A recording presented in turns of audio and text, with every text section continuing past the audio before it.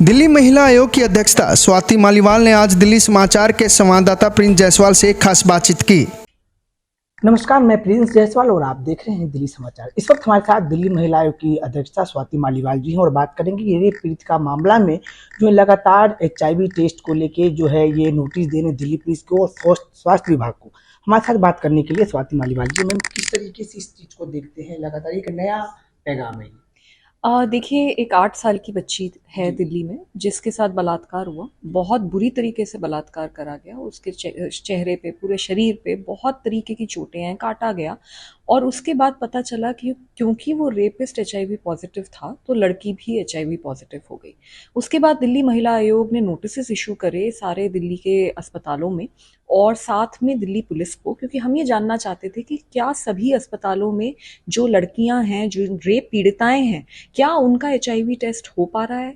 क्या उनके follow up test हो पा रहे हैं, जो कि कानून कहता है कि भाई 3 महीने के बाद, 6 महीने के बाद होने चाहिए? क्या वो हो पा रहे हैं?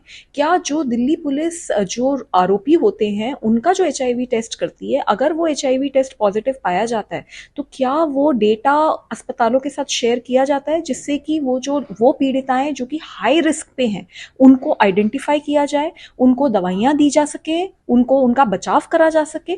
तो ये सारा डेटा हमने मंगवाया और ये डेटा काफ़ी चौंका देने वाला है, क्योंकि ठीक से काम नहीं हो पा रहा है। मोस्ट ऑफ द हॉस्पिटल्स वो ठीक से टेस्ट नहीं कर रहे हैं।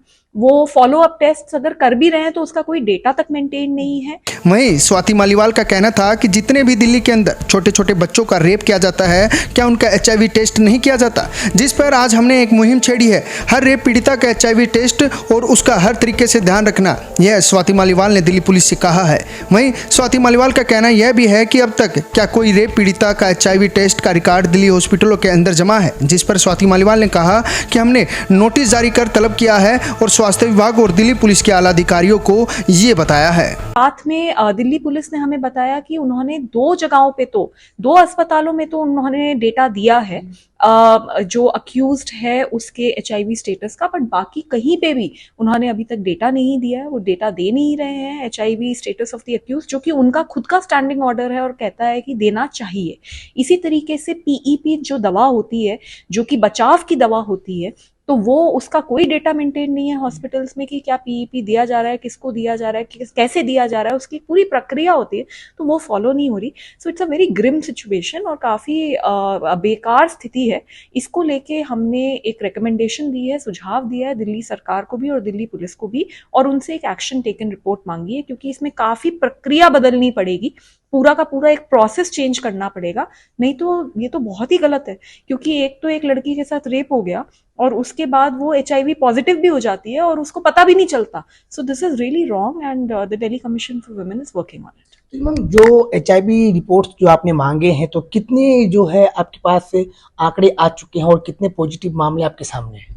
जी, डेटा मेंटेन्ड ही नहीं है हॉस्पिटल्स में। तो अब जब डेटा ही मेंटेन नहीं होगा तो कोई नहीं कह सकता कि ये सिर्फ ये 8 साल की बच्ची की कहानी है या बहुत सारी और लड़कियों की कहानी है।